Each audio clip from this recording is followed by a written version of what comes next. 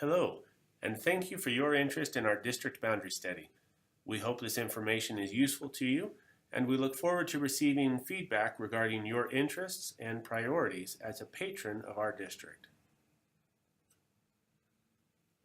This presentation has three purposes: to communicate current building capacities and projected residential construction projects in the Logan City, communicate the potential impact of those developments on student enrollment in each school, and to receive input from patrons regarding the interests the district should consider when formulating a plan to address enrollment changes.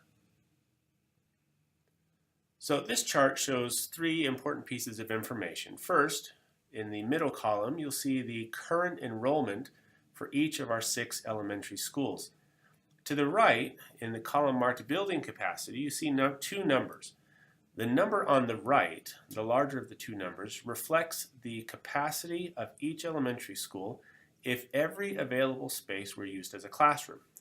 Now, as you see, it maximizes the space available, but it requires a change to our service model. For example, our prep specialists, music, science, PE, etc., would have to rotate between classrooms instead of having a set space for students to go to. So the building capacity can accommodate quite a few students if we do away with our prep specialist model that we currently use. The number on the left is a more realistic number to consider when we are examining building capacity. It reflects the enrollment capacity of each of our elementary schools if we are continuing with our current delivery model for specialists and for other services. So for purposes of our planning, we will lean more towards the number on the left than we will the number on the right. So I want to show you a series of slides that reflect some of the current developments and subdivisions that have been approved for construction in the Logan City. Some of them are already under construction, while others have simply been approved. But these are all housing developments that we are considering as we project enrollment. First, the Deer Pen proposal, which is by 1500 North above Lundstrom Park in the Hillcrest school boundary area. This would add approximately 22 homes to the Hillcrest school family. The Burnson Estates development is also in the Hillcrest boundary area. This is by 1200 East and 1500 North, commonly in the area known as the Gravel Pit. This would add approximately 105 homes to the Hillcrest boundary area. The Quail Meadows subdivision is over by Bridger Elementary. It would add approximately 203 homes to the Bridger community, and it is located off of 1800 North and 200 West in Logan. The Sierra Meadows subdivision will be added over by the Equestrian Estates and Oak Brook subdivisions in the Woodruff boundary area. This will add approximately 20 homes to the Woodruff community and is located off of 1400 West and 600 South in Logan. And finally, we have the Johnson Cove subdivision, which is south of Mountain Road and Canterbury Drive. This is in the Wilson school boundary area and would add approximately 40 homes to that community. So the question is, what impact these housing developments may have on enrollment? When we calculate projected enrollment, we use a number of 1.5 students per household. So you can see that going off those numbers, 3 of our schools are significantly impacted by the potential for new construction.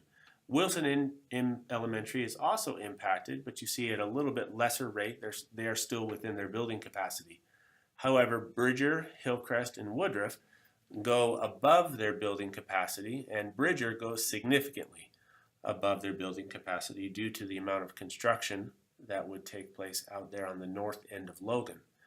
So you can see this begins to have an impact on our discussion of what do we want to do with our school boundaries to maximize the use of our facilities and to ensure that we are providing appropriate services to students across our district. So with that understanding of our building capacities, our current enrollment, the projected growth in Logan, and the projected enrollment growth in our schools, We would like to ask for your help in answering some of these questions.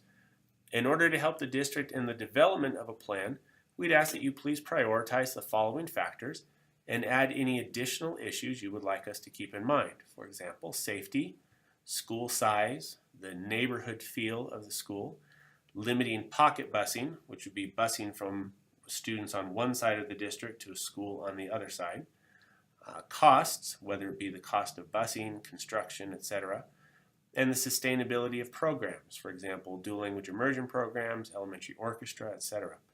There is an online version of this survey that can be accessed on the district webpage, which is where you also found this presentation.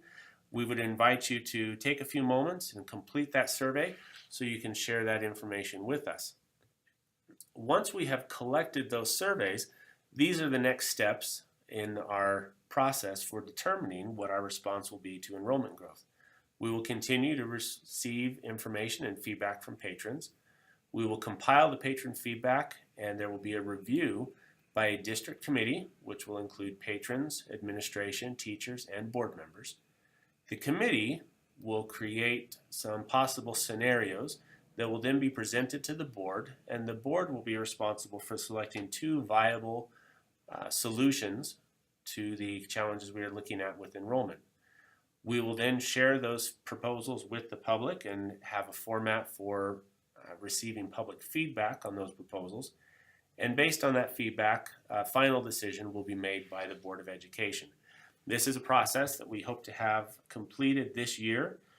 Looking at the growth of enrollment across our city and the speed with which it is happening in some neighborhoods, we will probably need to make some adjustments for next year, and then also have a long-term plan that will take a year or two to implement. But we want to receive feedback and put these proposals together with community input so we can make sure the decision that we put in place as a district aligns with the needs of our community. If you have additional questions or feedback that you would like to share beyond what you feel can be shared in the survey, please feel free to reach out to Superintendent Frank Schofield at the phone number or email that you see there on your screen. Thank you so much for taking the time to view this brief presentation, and we look forward to receiving your feedback.